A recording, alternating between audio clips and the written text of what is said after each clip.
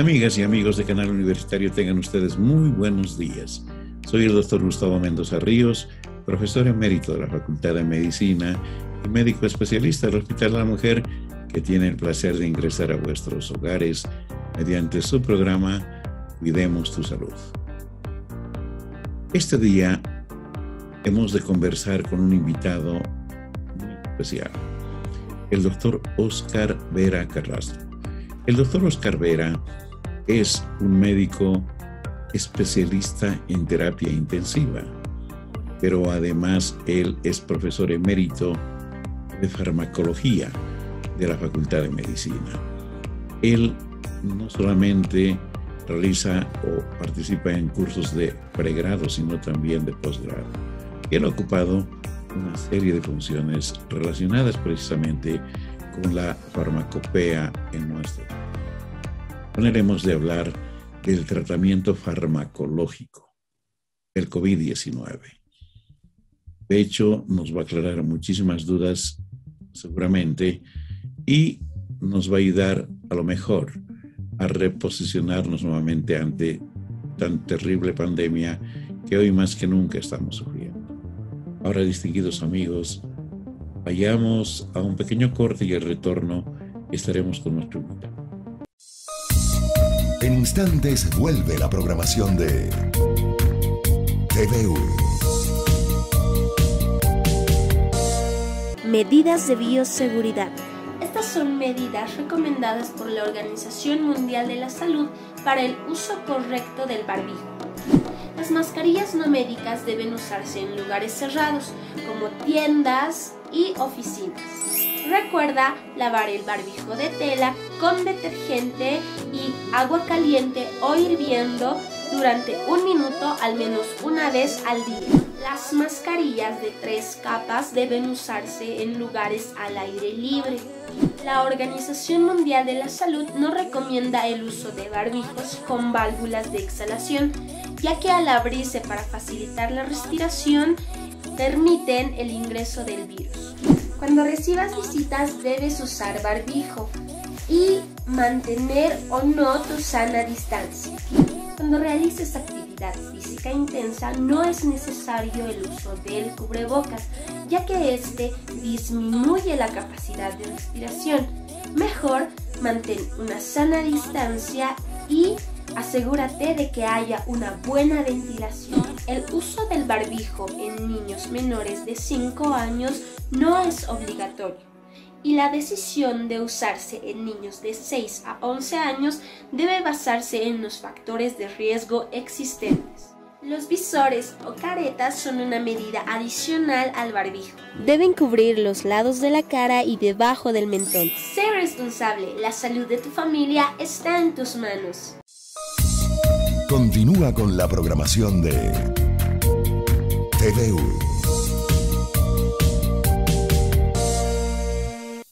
Distinguidos amigos, como lo habíamos anunciado precedentemente, está con nosotros nuestro invitado de hoy, el doctor Óscar Vera Carrasco. Lo hemos dicho ya y lo reiteramos. El profesor Vera es profesor emérito de farmacología de la Facultad de Medicina, pero además es docente de posgrado. Vera ha desempeñado una serie de funciones precisamente en referencia a su especialidad y a la cátedra de farmacología. Él es en terapia intensiva, por lo tanto es la persona idónea para hablar de este tema tan complicado y tan difícil que le hemos pedido conversar, el de la terapia farmacológica contra el COVID-19.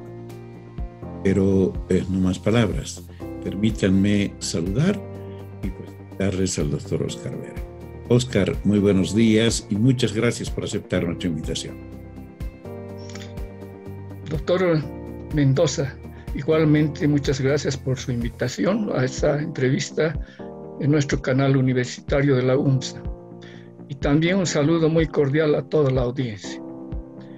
Considero en esta oportunidad aprovechar para que podamos referirnos sobre algunos aspectos básicos o a las propiedades farmacológicas de los medicamentos que se vienen utilizando para el tratamiento preventivo, como el de las vacunas, o para el tratamiento etiológico de la actual pandemia producida por el COVID-19. Lo que nos va a permitir luego utilizar con un criterio técnico-científico y no de manera teórica o por supuestos, lo que ocurre habitualmente con el uso de los medicamentos. Gracias, Oscar. Amigos, para entrar en contexto, más de 1 año y 3 meses y 4 meses prácticamente en nuestro medio estamos hablando del COVID-19. El último dato del día anterior a esta conversación, se han superado los 3.000 casos de pacientes detectados como enfermos del COVID. Afortunadamente, se han generado muchísimas dudas, hay mucha incertidumbre en el país, en el mundo también, y a pesar del advenimiento de vacunas y alternativas terapéuticas, todavía estamos sumamente confundidos. La población lo está en general. Por eso, le hemos pedido al profesor Vera que nos ayude a entender este problema. Un par de aspectos básicamente para entrar en materia. Todos sabemos la forma de contagio de esta virosis. La gente ha intentado dividir los periodos de la evolución clínica de la enfermedad en 2 y 3 momentos. Sin embargo, se han marcado efectivamente al menos 2 grandes instancias. El momento en el que la gente se contagia y presenta sus primeros síntomas, y otro momento muy severo cuando el pulmón fundamentalmente, pero también otros órganos se afectan. Los pacientes de cuadros leves pasan a moderados y de allí a cuadros severos. Infortunadamente, en el último tiempo, los cuadros severos son los que han estado provocando el mayor número de muertes. De hecho, cuando se llega a un estado de gravedad tal como el de requerir intubación, la mortalidad es altísima. Pero Vera seguramente conmigo convendrá, más o menos 2 de 10 pacientes en los mejores centros a nivel mundial superan la enfermedad, precisamente por la gravedad de sus complicaciones. Entonces se dijo mucho y se retrocedió mucho. Le hemos pedido al profesor Vera, porque también en ello es experto, que hablemos del manejo farmacológico, pero como él siempre acostumbra hacerlo, basado en evidencia científica, porque no vamos a hablar de cosas de cosas que definitivamente ni se probaron y probablemente nunca se probarán. Entonces, en ese marco, ¿qué tenemos? Tenemos, ya lo dijo el doctor Vera, como preventivos las vacunas, fundamentalmente. A lo mejor hay otros fármacos, pero además ante el virus tenemos antivirales, tenemos anticuerpos monoclonales, tenemos una combinación de otras alternativas como la cloroquina, tenemos corticoides y tenemos inclusive otras alternativas como el plasma, etc. Sin embargo, lo que no se ha podido demostrar con evidencia es realmente la eficacia de estas alternativas en el manejo, especialmente en los casos graves. Amigos, el profesor Vera nos va a orientar al respecto. Oscar, desde el punto de vista de la medicina basada en evidencia, ¿cuál sería o cuáles son las posibilidades de prevenir esta enfermedad? ¿Qué es lo más efectivo y lo más barato desde todo punto de vista en medicina? Bueno, en principio, para el auditorio, quisiera hacer una breve definición de lo que es la medicina basada en evidencias o pruebas. esas pruebas tienen que ser de tipo científico. Y la medicina basada en evidencia se sustenta en 3 pilares fundamentales.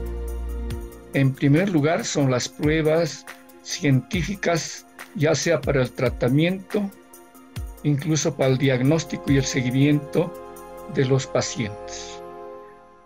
El segundo aspecto que hay que tomar en la medicina por evidencias es la experiencia del profesional médico que va a atender a este tipo de pacientes. Y en tercer lugar, no podemos hacerlo a un lado al paciente. Debemos tomarlo en cuenta referente a las expectativas que tiene respecto a cualquier tratamiento o diagnóstico. Y esto ya está establecido en los principios éticos y bioéticos desde hace mucho tiempo atrás, no solamente para el tratamiento del coronavirus, sino para cualquier otra patología. Y aquí me refiero a lo último que acabo de decir. Me estoy refiriendo a la autonomía que tienen los pacientes. Ellos decidirán si aceptan o no un determinado tratamiento, pero previa explicación del profesional médico que lo va a atender. Porque a lo mejor ya tiene otra información de otros colegas médicos o a través de la literatura o los medios de comunicación, y él puede decir, no quiero que me administre tal o cual medicamento. Entonces, la mejor evidencia solo se alcanzará a través de los ensayos clínicos o los estudios clínicos de tipo técnico-científico. No voy a abundar mucho sobre lo que son los ensayos clínicos. Para estar seguros de un tratamiento cualquiera, existen 2 etapas en el estudio de un medicamento. La primera etapa es la preclínica, que cualquier molécula nueva o ya utilizada previamente, pero con otras finalidades, se estudia en animales de experimentación o in vitro. Y analizamos ahí las propiedades características de cada uno de los medicamentos. Entre ellos, la eficacia o efectividad, los efectos adversos que podría producir y otros que tienen que ver con el estudio de la farmacología. Entonces, luego que se concluye con esta primera etapa, se pasa a una segunda etapa, que se llama el de la farmacología clínica. ¿Qué quiere decir farmacología clínica? Ya es el estudio de dichos fármacos o medicamentos ya en seres humanos. Y además, este estudio en seres humanos comprende 4 fases. Una primera fase que se realiza en un número reducido de personas normales.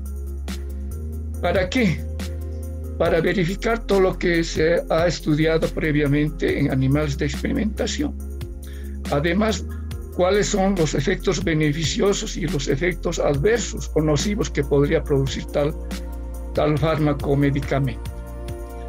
Haciendo una relación de la eficacia y la seguridad, o sea, de los efectos adversos, recién podemos continuar con la siguiente fase, que es la fase 2. Ahí ya se recluta un número mayor, ya esta vez de pacientes con una determinada patología. ¿Y qué vamos a volver a estudiar en estos pacientes? En un número menor. Principalmente los efectos adversos que podría producirle al paciente. Pero eso no quiere decir que también al mismo tiempo estamos estudiando los efectos beneficiosos del medicamento. Bien, hemos superado esta segunda etapa, siempre considerando el beneficio que sea mayor al riesgo. Entonces pasamos ya a la tercera fase.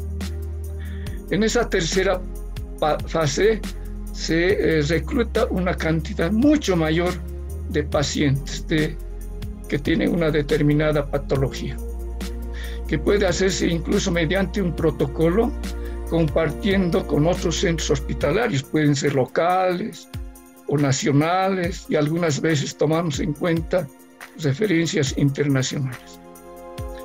Y en esta segunda fase, si bien vamos a priorizar la eficacia del medicamento, recién vamos a pasar a la tercera fase, donde ahí ya vemos definitivamente que es de utilidad al medicamento, donde vamos a ver que va a ser de mucha utilidad viendo su eficacia.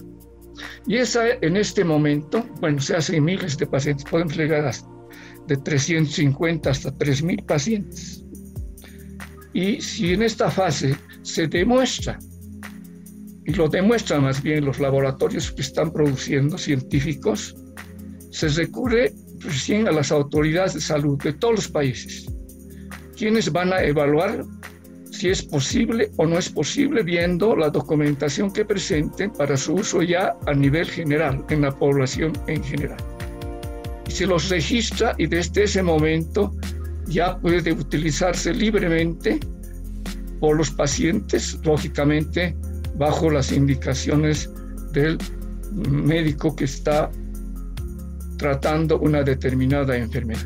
Pero hay una cuarta fase todavía por delante, pero esto es indefinido, es cuando se va viendo las reacciones adversas que pueden aparecer a largo plazo. Eso es indefinido. Pero lo importante es que en un estudio clínico mínimamente debemos llegar a la tercera fase, y cuya evaluación lo hacen las agencias estatales de todos los países para autorizar o no su utilización.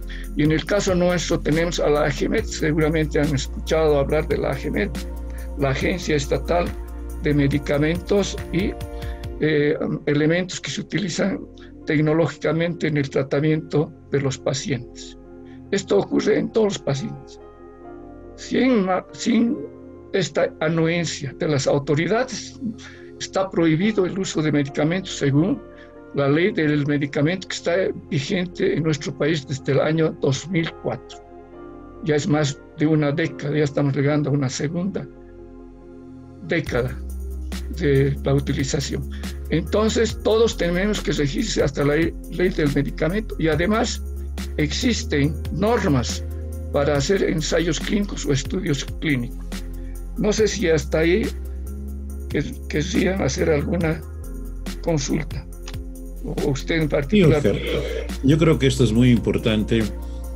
Todos los fármacos deben pasar por todas estas fases, y el tema se vuelve todavía mucho más importante, Oscar, porque por diversas razones que no enumeraré, no se están investigando, al parecer, muchos fármacos como para controlar esta epidemia, esta pandemia. Más o menos esto ocurre con las virosis. No se estudian muchos fármacos antivirales porque, como con la influenza H1N1, la vacuna suele ser la mejor solución. En este caso parece que ocurre lo mismo. Por eso, Oscar, te pido que empecemos a hablar de las vacunas como la parte más importante, a lo mejor, y preventiva para controlar esta pandemia, habida cuenta de que en este momento la gente está desconcertada. Definitivamente hay quienes a voz en cuello dicen que no se van a vacunar. Hablan mal de una, poco bien de otra. Hay diversas vacunas que estamos utilizando de acuerdo a la disponibilidad de ellas, habida cuenta la demanda en el mundo que no podemos ignorar. Entonces te pediría que te refieras de forma sucinta, breve y concreta sobre las vacunas, por favor. Bien. Debo empezar señalando que en la actualidad no hay ningún tratamiento que sea efectivo totalmente para el tratamiento del coronavirus, porque debido a la emergencia en la que estamos viviendo, incluso los responsables de la investigación han acelerado mucho las etapas de los ensayos clínicos que les he dicho. Me olvidaba decirles que cada etapa que he mencionado y las fases de los ensayos clínicos, como promedio para cualquier fármaco, eso está demostrado, debe durar aproximadamente 2 años. Si sumamos los las cuatro fases del estudio de la farmacología. Tendríamos que tomar por lo menos 8 años, más los 2 de los estudios preclínicos demandaría 10 años. Pero por la emergencia, vuelvo a repetir, que se han acelerado. Prácticamente nosotros no hacemos investigación por muchas razones, especialmente por la deficiencia en cuanto a tecnología. Y la mayoría de los países llamados en desarrollo no están haciendo tales estudios. Nos estamos basando en estudios que vienen de países desarrollados, como por ejemplo los países del norte, de Canadá, Estados Unidos, de Europa, algunos países de Asia, de Rusia, etc. Entonces nos estamos basando en tales experiencias. Entonces tenemos que estar atentos a los resultados de tales ensayos clínicos. Y por la rapidez con que se están haciendo estos estudios, claro, muchos han llegado hasta la tercera fase, porque la evidencia respecto a la eficacia no es totalmente creíble, porque van apareciendo otras reacciones adversas. Puede ser influida por otras patologías que previamente lo tiene el paciente, lo que llamamos en términos técnicos comorbilidades, como diabetes, enfermedades cardiovasculares, renales, etcétera, etcétera. Entonces, las vacunas son consideradas también medicamentos que nos sirven sobre todo para prevenir una enfermedad. Pese a que en los últimos tiempos estamos viendo, incluso en nuestro país, pese a las vacunas, se están volviendo a reinfectar. De todas maneras, buena parte de ellos que están vacunados no están presentando las complicaciones que habitualmente se producían cuando no estaban vacunados. Con esto estoy queriendo adelantarme a que todos debemos vacunarnos, pese a que la eficacia puede estar alrededor 90-95% para algunos, y otros todavía están en niveles mucho más bajos. En consecuencia, existen más de 100 laboratorios en el mundo, yo estaba revisando, pero de los que ya son conocidos y se están utilizando particularmente en nuestro país son alrededor de unos 5 que ustedes seguramente lo conocen, con los nombres no necesariamente genéricos, sino de dónde provienen. Algunos de los Estados Unidos, por ejemplo, otros que vienen de Europa o del Asia. Entonces, las vacunas no tienen una especificidad para el tratamiento del COVID-19 o SARS-CoV-2 que se llama. Entonces, las vacunas, pero son de utilidad en ese sentido.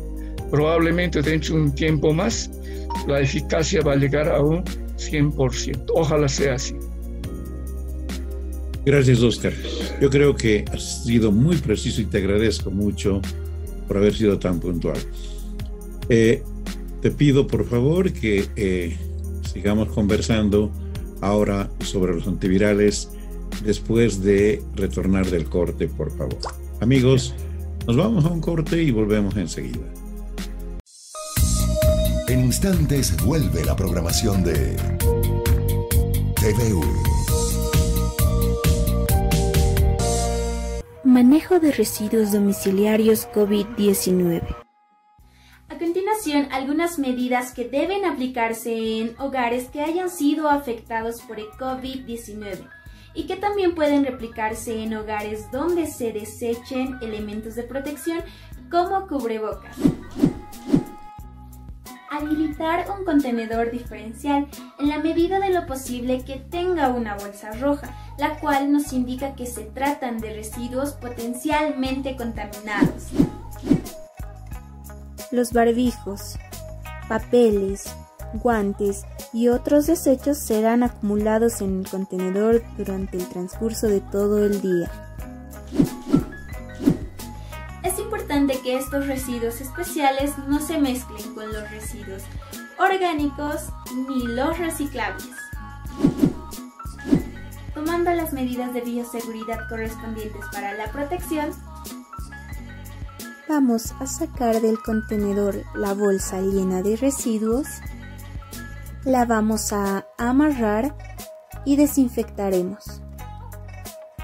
Posteriormente la introduciremos en otra bolsa, la cual también desinfectaremos y la mantendremos en nuestro hogar 3 días. Después la llevaremos al contenedor más cercano o esperaremos al camión de basura. Sé responsable, la salud de tu familia está en tus manos. Continúa con la programación de TVU. Bien, como lo habíamos señalado, amigos, el doctor Óscar Vera nos va a explicar de forma sucinta el tratamiento farmacológico del COVID-19. Óscar, por favor, la pantalla es tuya. Bien, como decía previamente, la medicina estaba basada en evidencias. Ahora, esas evidencias están también sustentadas en varios criterios. Entre esos criterios para la utilización de cualquier medicamento está la eficacia, la seguridad, la conveniencia, el costo y el cumplimiento por parte de los pacientes de un determinado tratamiento. En este caso nos estamos refiriendo al coronavirus. Aunque el costo por el momento lo asume el gobierno y el cumplimiento depende del paciente, sobre todo si se hace un tratamiento fuera de un hospital. Y si es en el ámbito intrahospitalario, lógicamente controlamos nosotros, previo consentimiento informado. En ese sentido, voy a describir muy rápidamente el tratamiento actual con tales medicamentos. Entonces, para hacer cualquier tratamiento, es importante hacer un diagnóstico clínico, acompañado de exámenes complementarios como el laboratorio y la imagenología. Los síntomas clásicos, inicialmente cuando el problema ha avanzado, porque puede haber también casos asintomáticos, donde no existe ninguna sintomatología, o si son muy leves, algunos de ellos como cefalea, malestar general y otros que no son de mayor importancia. Cuando ya existen síntomas respiratorios, gastrointestinales, neurológicos, oftalmológicos y otras en el sistema orgánico, pues el tratamiento va cambiando. Pero también tenemos que acompañar a la clínica con estudios laboratoriales. Lo que se hace rutinariamente es la reacción en cadena de la polimerasa, lo que denominamos como la PCR, basada en el ácido nucleico. También se están realizando en nuestro país la detección de las inmunoglobulinas G y M. Y para obtener muestras se hacen los hisopados nasofaringio o orofaringio.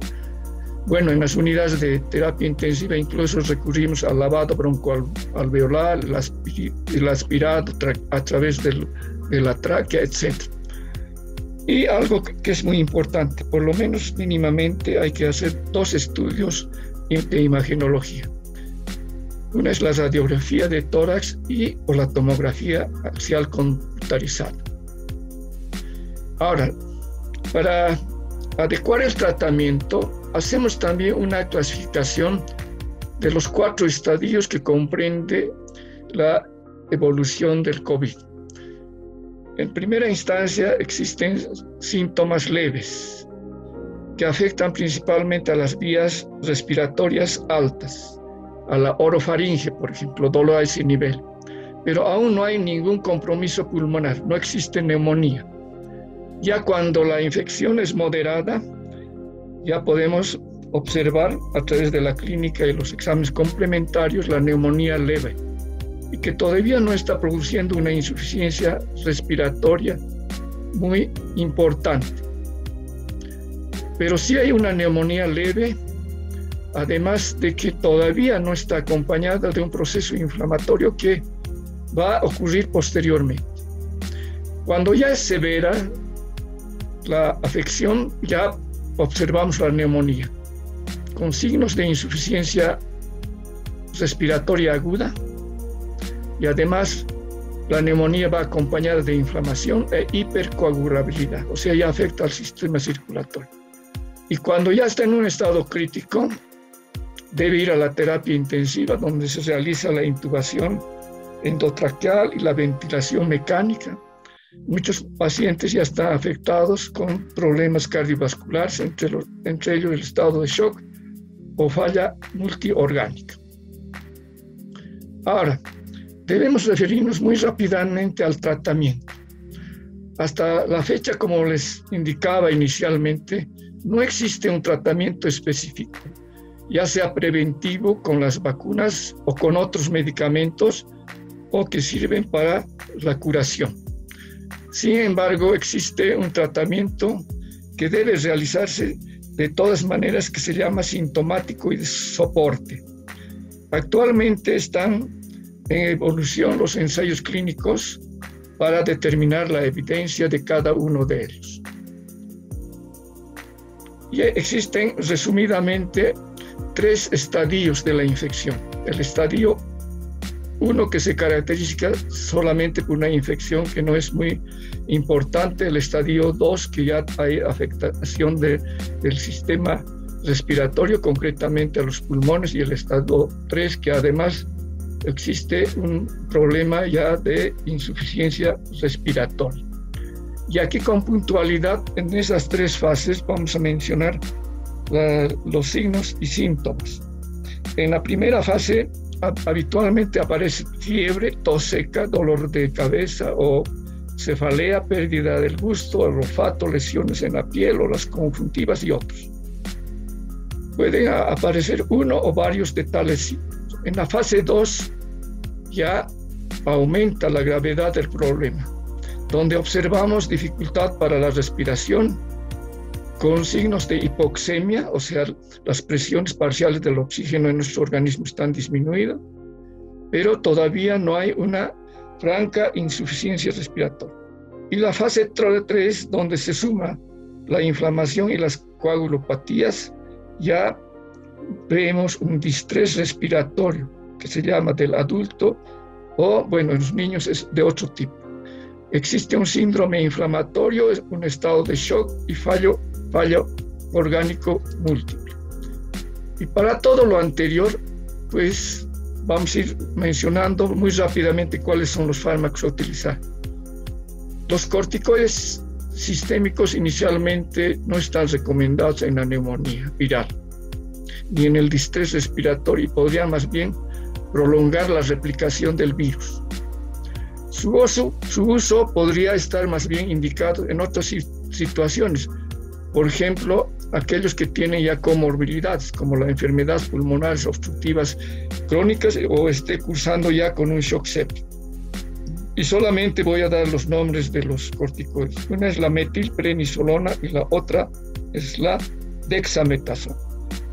Ahora, en cuanto a los antibióticos, tampoco se recomienda el uso de entradas, excepto en aquellos donde se ha determinado que existe una coinfección por bacterias.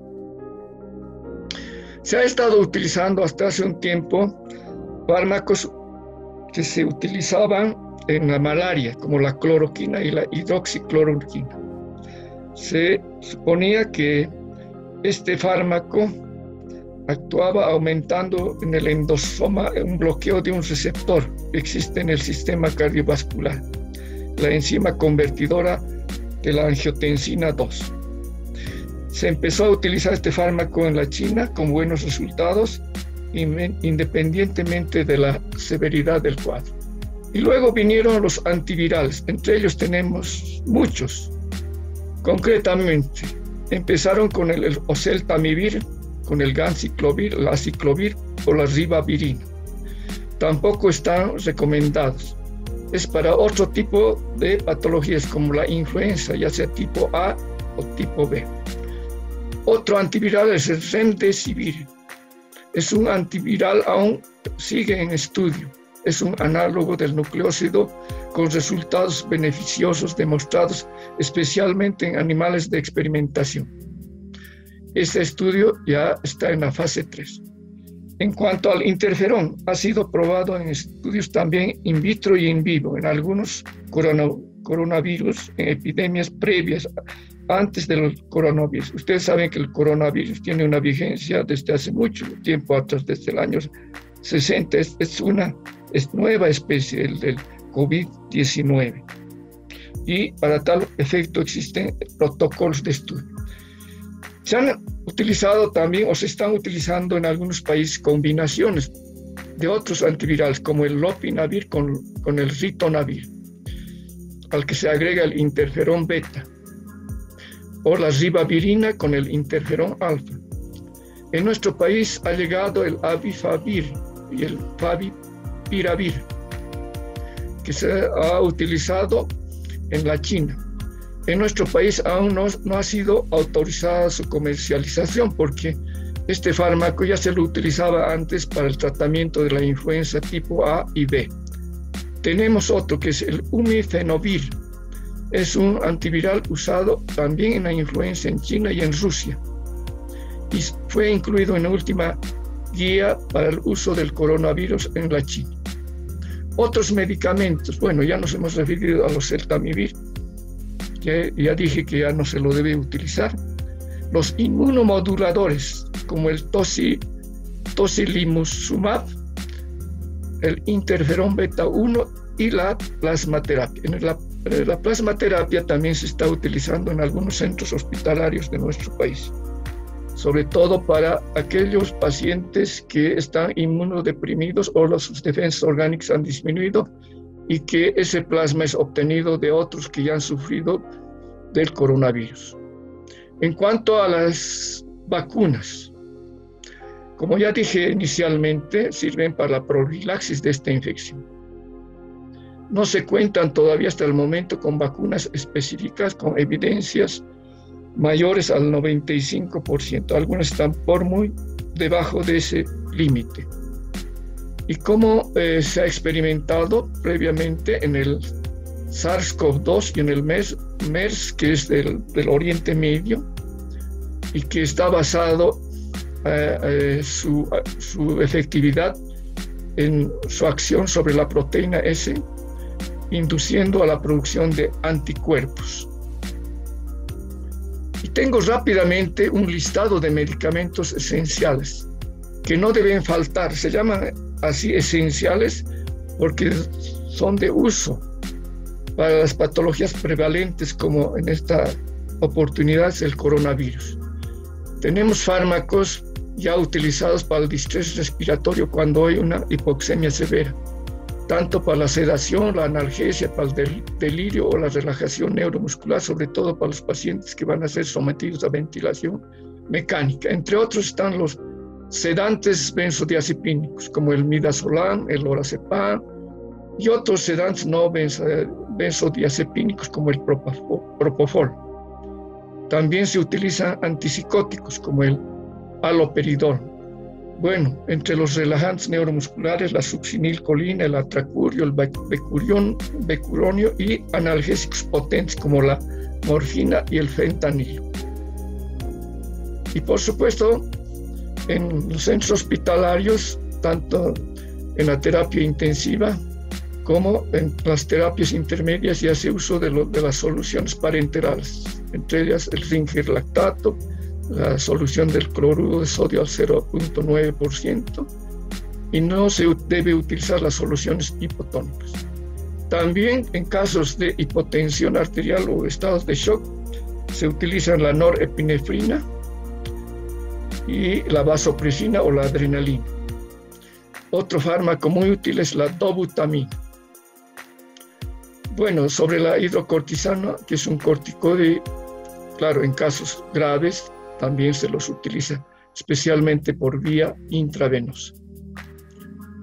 Y otros fármacos que inclusive se pueden utilizar para casos leves, como el paracetamol, los gases medicinales como el oxígeno, a través de cánulas o posteriormente a través de la ventilación mecánica. Bueno, creo que nos hemos referido rápidamente a los analgésicos como la morfina, fentanilo, el atracurio y otros que ya los he mencionado. Y termino con estas recomendaciones, que no son mías, es de Kevin G. Ferrer, es de un científico que no pertenece a nuestro país, que dice: no debemos confiar nuestra salud en cualquier persona o publicaciones que veamos a través de los medios de comunicación o personajes que no tienen que ver con el área de la salud. Estamos viendo últimamente que están indicando algunos medicamentos para su comercialización y uso, incluso fuera del hospital, como el dióxido de cloro, que no es considerado un medicamento. Toda epidemia no es solo un fenómeno médico, sino también social, que tendrá consecuencias económicas y económicas, como estamos viendo en la actualidad. Dice también esta recomendación que la humanidad a través del tiempo ha sobrellevado crisis mundiales. Esta vez no será la excepción. No te sobrecargues de información. La cura está cerca, ya que tenemos la ventaja de vivir en una época tecnológica. Hay que ser pacientes, cumplir con disposiciones de nuestro Estado, autoridades, sobre todo en cuanto a las medidas de bioseguridad. No hay peor pandemia que la ignorancia. Bueno, este es un mensaje que pues lo obtuve de otra referencia bibliográfica y que puede ser de utilidad para la población. Gracias, Óscar. Definitivamente yo creo que ha sido muy objetivo y puntual y te agradezco por ello. Amigos, permítanme ir a un corte y enseguida estamos de vuelta. En instantes vuelve la programación de TVU.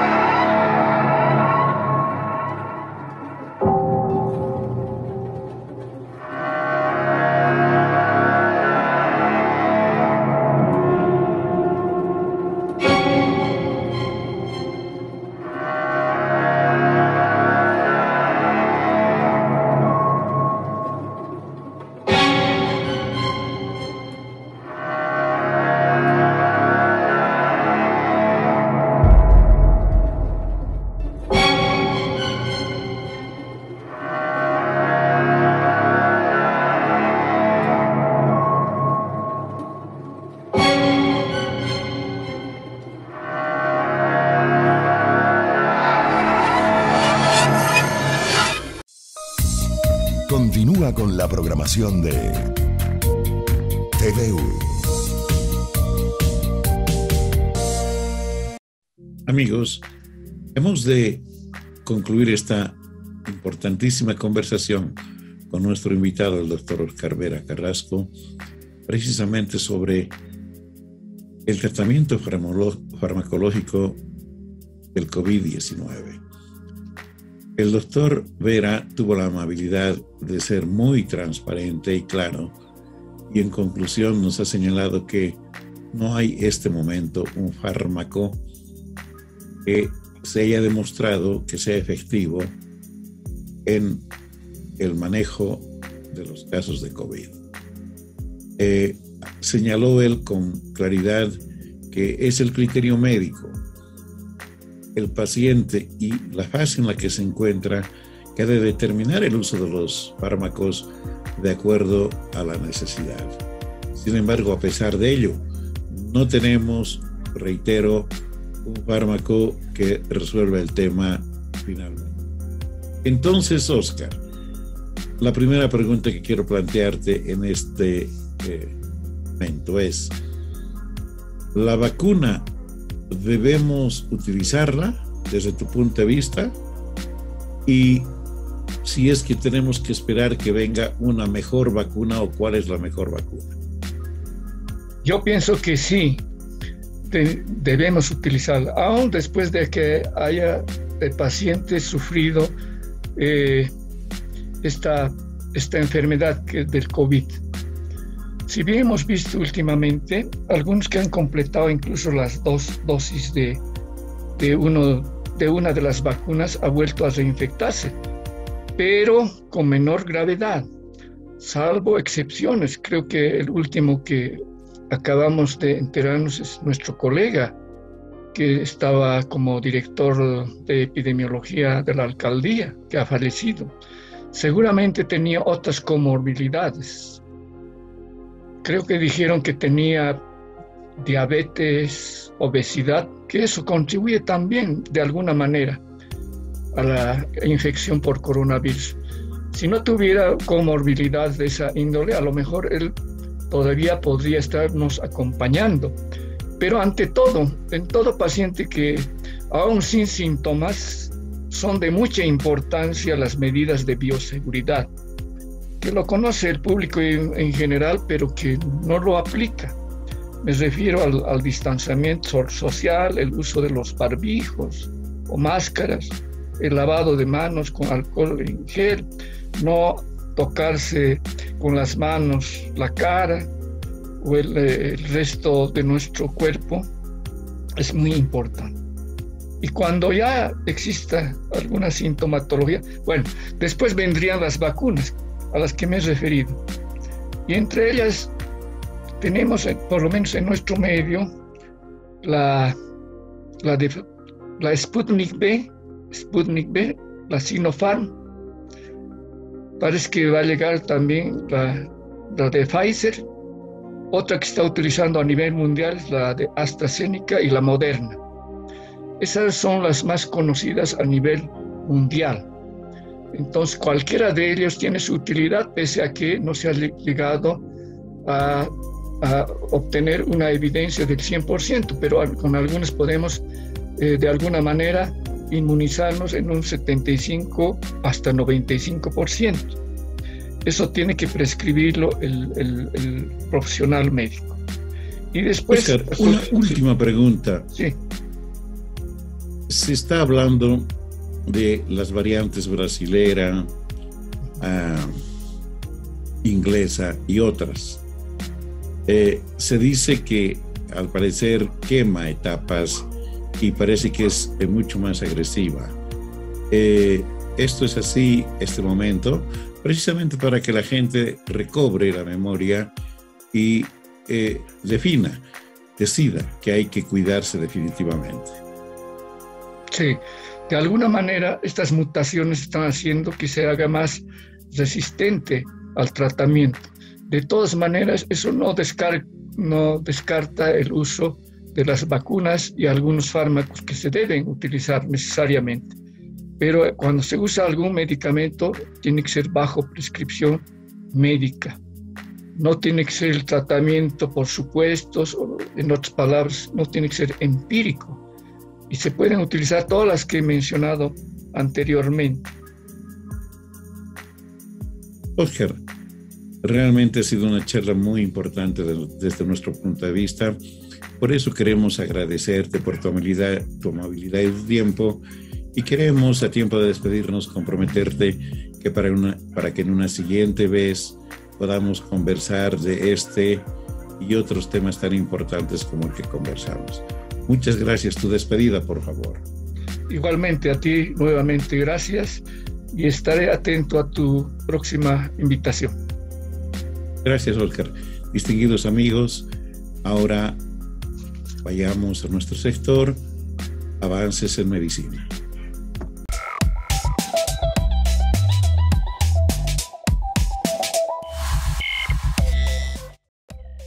Distinguidos amigos, en esta nota ustedes podrán observar cómo la tecnología avanza y se propone utilizar nanobots, bots diminutos para el diagnóstico y tratamiento de diversas enfermedades. Veamos la nota, por favor. La nanotecnología supone una nueva ola de innovación en el campo de la medicina. Esta revolucionaria tecnología utiliza robots de muy pequeño tamaño para salvar vidas. Descubre los 7 próximos avances tecnológicos en nanomedicina.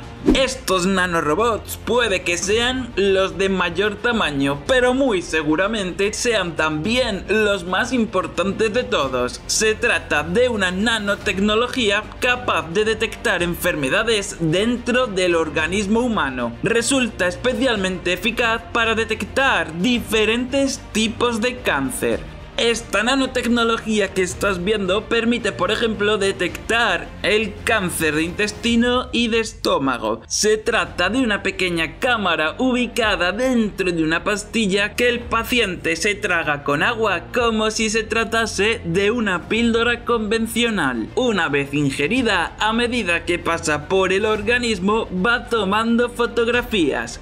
Las imágenes permitirán a los médicos detectar los primeros signos de cáncer, así como cualquier otro posible problema de salud, algo que sin lugar a dudas permitirá aumentar los diagnósticos de cáncer en sus etapas más iniciales. Y más allá de la detección, los nanorobots también podrán eliminar los tumores sin dañar a las células sanas. Este tipo de tecnología incluye en su interior fragmentos de ADN capaces de detectar el tumor y una enzima llamada trombina que resulta clave para la coagulación de la sangre. Tras detectar un tumor, ambas partes interaccionan formando una barrera que impide el paso de sangre al tumor, consiguiendo así que acabe sufriendo la muerte de sus tejidos y su eliminación. El pequeño tamaño de estos nanobots les permite acceder a zonas concretas del interior de tu cuerpo. A día de hoy, cada vez que tomas un medicamento, lo estás liberando en el interior del cuerpo sin control alguno, de modo que solo una pequeña parte del fármaco alcanza el órgano afectado. Como ya te estás imaginando, los nanorobots pueden dirigirse a un tejido u órgano concreto. Con ello se podría transportar la cantidad exacta de un medicamento y liberarlo únicamente en la parte del cuerpo que requiere ese fármaco. Los nanorobots permitirán aumentar la eficacia de los tratamientos médicos, reduciendo la cantidad de fármaco que entra en el organismo y evitando posibles efectos secundarios en otras partes del cuerpo. Otro de los beneficios más esperados de los nanorobots será la sustitución de partes o elementos internos del cuerpo, bien porque se encuentren dañados y no puedan realizar sus funciones, o bien porque la tecnología sea más eficiente. Posiblemente el mayor avance de los nanorobots aplicados a la mejora interna del cuerpo humano sea la sustitución de los glóbulos rojos de la sangre. A través de los nanobots se podría llegar a liberar a los tejidos del cuerpo hasta 200 veces más de oxígeno que los glóbulos naturales. Los nanorobots podrán navegar por la sangre y eliminar las bacterias dañinas que encuentren a su paso. Como si se tratase de policías patrullando por tu interior, este tipo de robots diminutos cuentan en su interior con una combinación de plaquetas y glóbulos rojos, lo que les permite realizar al mismo tiempo las funciones de ambas células naturales. Las nanoplaquetas le permitirán unirse a las bacterias que encuentren a su paso, mientras que los nanoglóbulos rojos absorberán y neutralizarán las toxinas de la bacteria, consiguiendo así limpiar tu organismo. Amigos, esto fue todo por hoy. Esperamos sinceramente que la información haya sido de utilidad para ustedes y su familia, y deseamos que continúen cuidándose. Al cuidarse ustedes, cuidan a su familia. Como ustedes pudieron observar, prácticamente todos somos vulnerables a esta terrible pandemia. Que tengan un lindo fin de semana y hasta el próximo programa.